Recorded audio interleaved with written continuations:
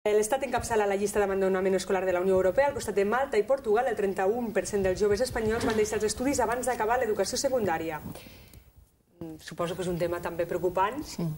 Jo trobo que és molt preocupant, no? Perquè, clar, els estudiants d'ara seran els que després portaran el país cap endavant, no?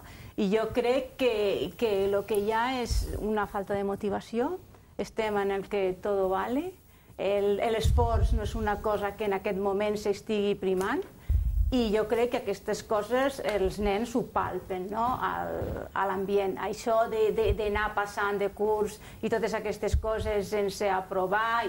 Vull dir, jo a la universitat ho noto, no? Vull dir que quan arriben els nens, que ja no són tan nens, no?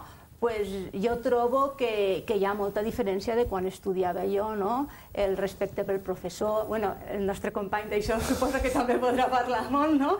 Però jo que ja els tinc una mica més gran i veig tot el resultat de tot el que s'ha fet abans, jo veig molta diferència. Inclús jo he parlat amb professors meus que ara estan donant classe a la universitat i me diuen de quan tu estudiaves ara hi ha moltíssima diferència. Jo crec que és per això, no? Pels valors. Els plans d'estudi són importants, però on hi ha uns bons valors i un sacrifici, ens hem d'acostumar a que les coses fa falta un esforç per aconseguir. I jo crec que això és el que manca. No sé si estaràs d'acord.